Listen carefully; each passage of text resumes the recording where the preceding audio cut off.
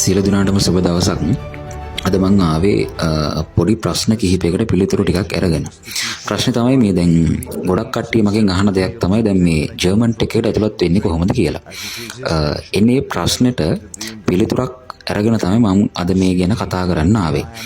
හරි. පළවෙනි දේ තමයි දැන් අපි ගොඩක් කට්ටිය අහනවා දැන් මේ ජර්මන් ටෙක් එකේ තියෙන කෝස් මොනවද? ඒ වගේම මේවට ඇප්ලයි කරන්නේ කොහොමද? එතකොට සාමාන්‍යයෙන් ෆුල් ටයිම් කෝස් තියෙන්නේ මොනවද? පාර්ට් ටයිම් කෝස් තියෙන්නේ මොනවද?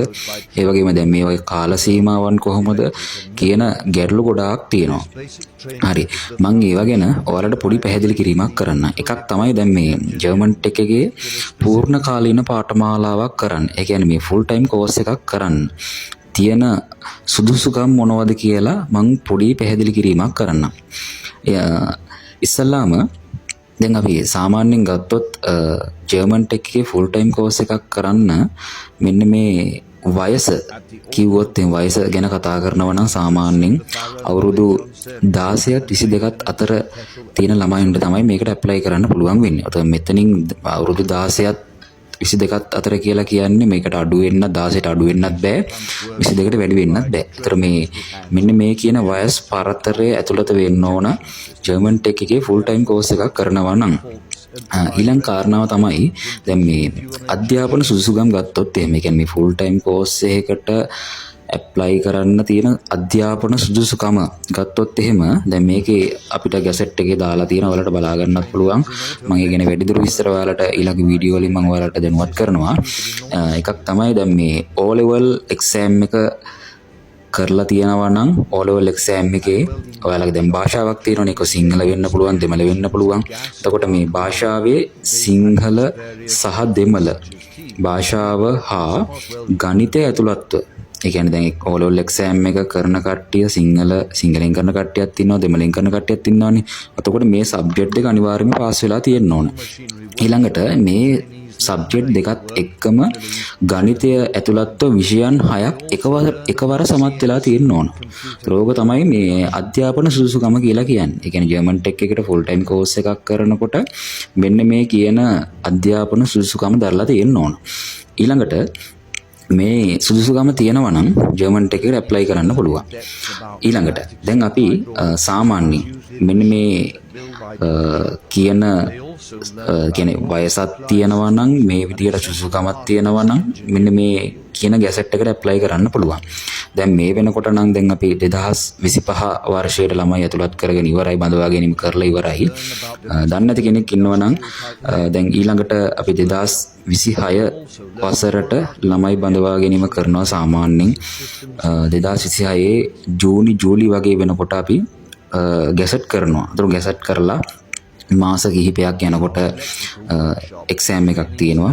එක්සෑම් එක කරලා තමයි අපි සාමාන්‍යයෙන් ළමයි ඇතුළත් කරන්නේ. ඒතර සාමාන්‍ය ඉන්ටර්විව් එකක් තියෙනවා. ඉන්ටර්විව් එකෙන් තමයි ළමයි අපි 650ක් තෝරගන්නවා ෆුල් ටයිම් කෝස් එකට.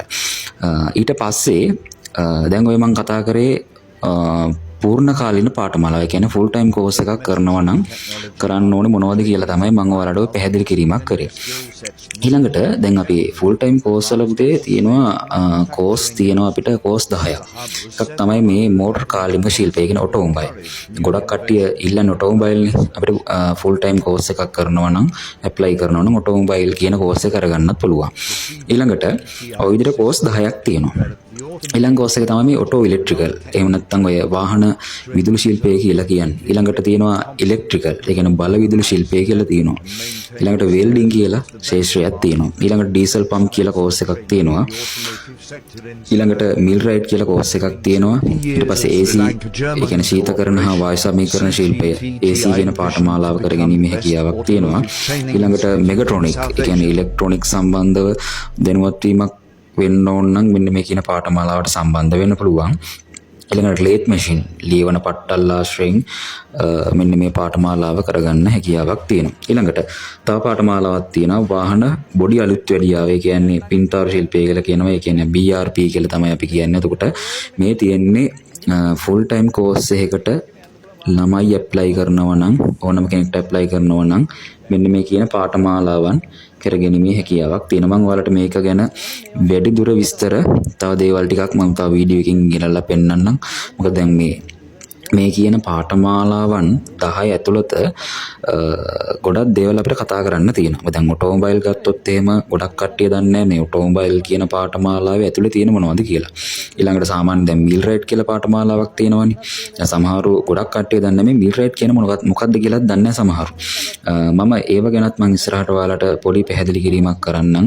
මොකද්ද මේ මීල් රේට් කියන පාඨමාලාව? එතකොට මේකේ කාල සීමාව කොහොමද? ඊළඟට මේක මොනවද කරන්න කියලා මම ඔයාලට ඉදිරියේදී තව දේවල් ටිකක් පැහැදිලි කිරීමක් කරගෙන යන්නම්. හරි.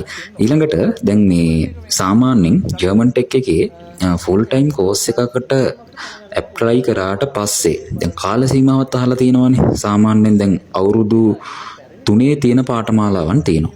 අවුරුදු 3 පාඨමාලාවන් කිහිපයක් තියෙනවා. ඊට පස්සේ අවුරුදු 3මාරයි පාඨමාලාවන් කිහිපයක් තියෙනවා. අවුරුදු 4 පාඨමාලාවන් කිහිපයක් තියෙනවා. එතකොට මෙහෙම තමයි කාල සීමාව වෙන්නේ. ඒ කියන්නේ මම මේ කතා කරේ ජර්මන් ටෙක් එකේ ෆුල් ටයිම් කෝස් එකකට තියෙන කාල සීමාව.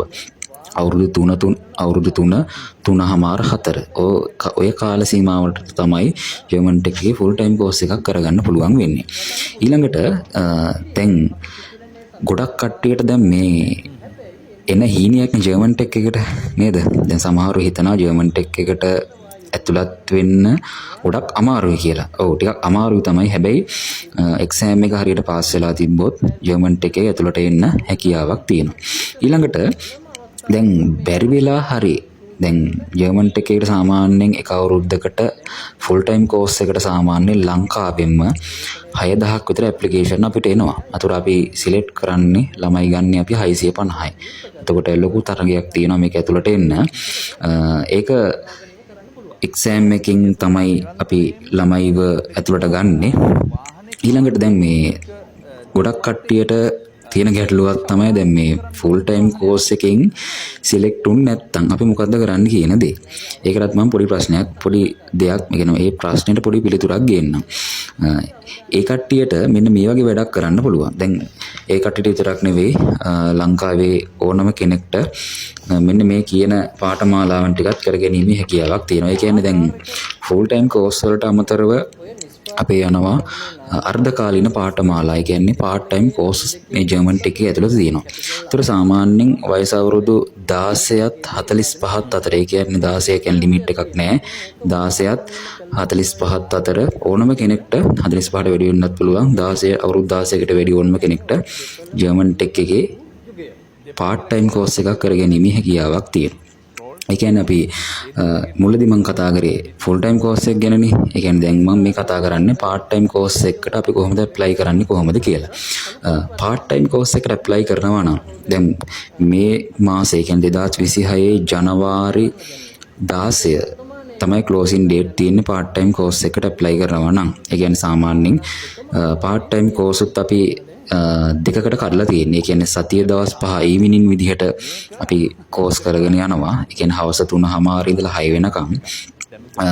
ඊට පස්සේ සෙනසුරාදා ඉරිදා අපි පාඨමාලාවන් තියෙන පාර්ට් ටයිම් කෝස්. ඒ කියන්නේ සෙනසුරාදා දවස වෙනම ඉරිදා දවස වෙනම මේකේ පාර්ට් ටයිම් කෝස් අපි ජර්මන් ටෙක් එකේ කරගෙන යනවා.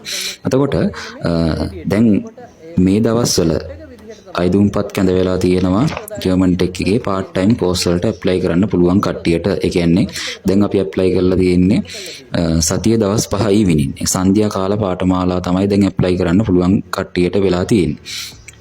දැන් ඊළඟට දැන් පොඩි පැහැදිලි කිරීමක් කරන්නම් කොහොමද ඒක ඇප්ලයි කරන්නේ කොහොමද කියලා. ඒ කියන්නේ සාමාන්‍යයෙන් දැන් මේ පාර්ට් ටයිම් කෝස් එකක් කරගන්න ඕනම කෙනෙක්ට හැකියාවක් තියෙනවා කියලා මම කිව්වනේ. හැබැයි මේ සතිය දවස් 5 3:00 ඉඳලා 6 වෙනකම් පැය 2:00ක් තමයි මෙන්න මේ සන්ධ්‍යා පාඨමාලා පැවැත්වෙන්නේ. සතිය දවස් 5ම තියෙනවා. එතකොට ඕනම කෙනෙක්ට මෙන්න මේ කිව්ව පාඨමාලාවන් වලට ඇප්ලයි කරගන්න හැකියාවක් තියෙනවා. දැන් ඔටෝමොබයිල් ඒ කියන්නේ මෝටර් කාර්මික ශිල්පය කියන පාඨමාලාව ගොඩක් කට්ටිය ඉල්ලන පාඨමාලාවන්නේ මේ ඔටෝමොබයිල් කියලා කියන්නේ. ඒතර ඒකත් මෙන්න මේ අර්ධකාලීන පාඨමාලා. ඒ කියන්නේ පාර්ට් ටයිම් කෝස් එක ඇතුළතදී මෙන්න මේ පාඨමාලාව කරගැනීමේ හැකියාවක් තියෙනවා. ඒ වගේම දැන් part time course ගණනාවක් තියෙනවා අපේ. ඒ කියන්නේ full time course එකේ තියෙන course 10යිනේ. එතකොට මේ full time එකේ තියෙන course 10ම part time එකේ course විදිහට අපිට කරගැනීමේ හැකියාවක් තියෙනවා. දැන් ගොඩක් කට්ටිය හිතනවා ඇති දැන් මේ කොහොමද මේ full time එකේ වගේමද part time එකේ කරන්නේ කියලා. හරි ඒකත් මම පොඩි දෙයක් ගැන ඒක ගැනත් මම ඔයාලට කියලා දෙන්නම්.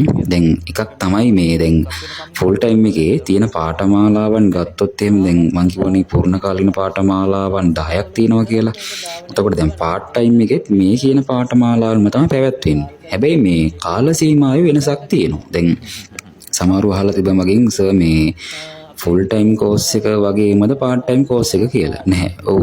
කියන්නේ පොඩි වෙනසක් තියෙනවා. වෙනස තමයි මේ කාල සීමාවේ වෙනසක් තියෙන්නේ. සාමාන්‍යයෙන් දැන් full time course එක අපි ගත්තොත් එහෙම full time course එක අවුරුදු 4යින් පාඨමාලා පැවැත්වෙන්නේ.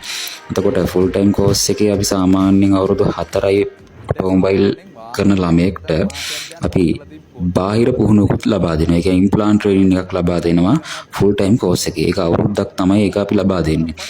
එතකොට දැන් part time course එකක් කරන ළමයෙක්ට එහෙම බාහිර පුහුණුවක් ලබා දෙන්නේ නැහැ.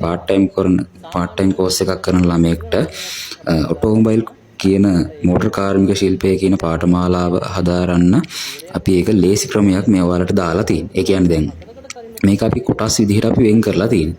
දැන් ඔටෝමොබයිල් ගත්තොත් එහෙම දැන් ඉස්සල්ලාම අපි ටෙක් එකට ඇවිල්ලා WP1 ඒ කියන්නේ කර්මාන්තශාලා පුහුණුව කියන පාඨමාලාව ඉස්සල්ලාම අපි කරන්න ඕන. ඒක කරාට පස්සේ ඒ කියන්නේ දැන් මේ WP1 කියන පාඨමාලාව අපිට මාස 3ක් ඇතුළත කරගැනීමේ හැකියාවක් තියෙනවා. ඒතර මේක පැය වලින් ගත්තොත් පැය 150ක්. ඒතර මේ පැය 150 කරාට පස්සේ ඒ කියන්නේ මේ WP1 කියන පාඨමාලාව ඉවර කරාට පස්සේ ඔටෝමොබයිල් කරන්න හැකියාවක් තියෙනවා. ඔටෝමොබයිල් විතරක් නෙවෙයි ඕනම පාඨමාලාවක් තෝරගෙන කරගැනීමේ හැකියාවක් තියෙනවා. දැන් ගොඩක් කට්ටිය ඔටෝමොබයිල් කරන්න ජර්මන් ටෙක් එකට එන්නේ. ඔව් ඒක කරගැනීමත් හැකියාවක් තියෙනවා. WP1 කරලා ඉවරනාට පස්සේ සාමාන්‍යයෙන් ඔටෝමොබයිල් කරනවා නම් ඉස්සලාම N1 කියන පාඨමාලාව අපි ඉස්සලාම කරන්න ඕන. ඒ කියන්නේ ඔටෝමොබයිල් වල අපි පළවෙනිම පාඨමාලාව තමයි M1 කියලා කියන්නේ. ඊට පස්සේ M2 කියලා පාඨමාලාවක් තියෙනවා. ඊළඟට M3 කියලා පාඨමාලාවක් තියෙනවා. එතකොට මේ M1, M2, M3 කියන පාඨමාලාවන් තුනම කරගත්තොත් ඒ ළමයෙක්ට NVQ 3 සහතිකයක් ලබා ගැනීමේ හැකියාවක් තියෙනවා. දැන් NVQ සහතික ගැන මම ඉස්සරහට ඔයාලට පොඩි පැහැදිලි කිරීමක් කරන්නම්. කොහොමද මේ ජර්මන් ටෙක් එකේ NVQ සහතිකයක් අපි ගන්න කොහොමද කියන දේ ගැන මම ඔයාලට වෙනම දවසක මම ඔයාලට වීඩියෝ එකකින් ඔයාලට මම එවන්නම්. දැනට මම කියන්නම් කොහොමද මේ ඔටෝමොබයිල් වල කොහොමද අපි මේ පාත් එකේ ඉස්සරහට යන්නේ කොහොමද කියලා. හරි. දැන් M1 කියන පාඨමාලාව පැය 150යි ඒක මාස 3ක් ඇතුළත කරගැනීමේ හැකියාවක් තියෙනවා. ඊට පස්සේ M1 ඉවර කරාට පස්සේ M2 කියන පාඨමාලාවත් කරගන්න පුළුවන්. ඒකත් පැය 150යි මාස 3යි. ඊළඟට M3 කියන පාඨමාලාවත් කරගන්න පුළුවන්. ඒකත් පැය 150යි මාස 3යි. එතකොට මාස 9ක් වගේ කාලයක් ඇතුළත ඔටෝමොබයිල් වල මෝටර් කාර්මික ශිල්පය කියන පාඨමාලාවේ part time course වලින් මාස 9ක් ඇතුළත මේක ඔයාලට කරගන්න පුළුවන්. එතනින් එහාට යනවා නම් කැමති කෙනෙක්ට එතනින් ඉස්සරහට යන්නත් පුළුවන්. ඒ කියන්නේ අපි සාමාන්‍යයෙන් M4 කියලා පාඨමාලාවක් තියෙනවා. එතනින් එහාට M5 කියලා පාඨමාලාවක් තියෙනවා. ඒ වගේම M12 දක්වා ඒක ඉස්සරහට විහිදලා යනවා. දැන් හයිබ්‍රිඩ් තාක්ෂණය කරගැනීමේ හැකියාවකුත් තියෙනවා. ඒ කියන්නේ මේ හයිබ්‍රිඩ් වාහන පොඩි ඉස්සරහට තාක්ෂණය දියුණු නිසා හයිබ්‍රිඩ් කියන වාහන වලට ලොකු ඉල්ලුමක් දැන් තියෙනවා නේද? ඒ වගේම ඒ වගේ තියෙන නඩත්තු වලට අපින් ඕන තරම් ළමයි යනවා. ඒ නිසා හයිබ්‍රිඩ් කියන පාඨමාලාවත් හදාරන්න පුළුවන්. ඒ කියන්නේ M12 කියන පාඨමාලාව තමයි මේ හයිබ්‍රිඩ් තාක්ෂණය කියලා කියන්නේ. හරි.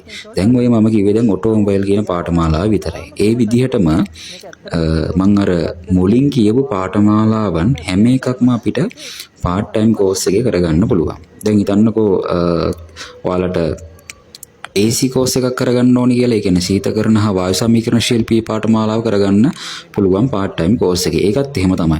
ඒකත් අපි course වලට බෙදලා තියෙනවා RSC1, RSC2, RSC3 කියලා. ඒතර මේ කියන පාඨමාලාවන් තුනම අපිට කරගැනීමේ හැකියාවක් තියෙනවා AC course එකක් කරන ළමයිට. මම මේවා ගැන වෙනම තව ඔයාලට කියලා දෙන්නම්. හරි. දැන් තව කට්ටිය ගොඩක් කට්ටිය අහලා තිබ්බ ප්‍රශ්නයක් තමයි කොහොමද මේ part time course එකට ඇතුළත් වෙන්නේ කොහොමද කියලා. අපි සාමාන්‍යයෙන් ඒකත් අපි ගොඩක් වෙලාවට ඔන්ලයින් අපි දාලා තියෙනවා. ඒ කියන්නේ germantech.lk කියන වෙබ්සයිට් එකට ගිහිල්ලා ඔයාලට වැඩිදුර විස්තර බලා ගන්න පුළුවන්. ඒ කියන්නේ අර්ධකාලීන පාඨමාලාවන් මොනවද තියෙන්නේ කියලා. ඒ වගේ බලලා ඔයාලට ඇප්ලයි කරන්න පුළුවන්. ගොඩක් වෙලාවට සාමාන්‍යයෙන් O level තමයි අඩුම සුදුසුකම part time course එකක් කරන්න පුළුවන් ළමයි ඕනම කෙනෙක්ට. අපි ඉන්ටර්විව් එකක් තියලා තමයි ගන්නෙ. ඕන්නම් ටෙක් එකට ඇවිල්ලා ජර්මන් ටෙක් එකට ඇවිල්ලා ඇප්ලිකේෂන් එක පුරවලා අයදුම්පත් බාර දීලා මෙන්න මේ කියන පාඨමාලාවන් ගැන දැනගෙන විස්තර දැනගෙන ඔයාලට පාඨමාලාවන් කරගැනීමේ හැකියාවක් තියෙනවා. හරි. එහෙනම් මම ඊළඟ වීඩියෝ එකකින් තව ඔයාලට ගොඩක් දේවල් ගැන පැහැදිලි කරලා දෙන්නම්. හරි. ස්තුතියි.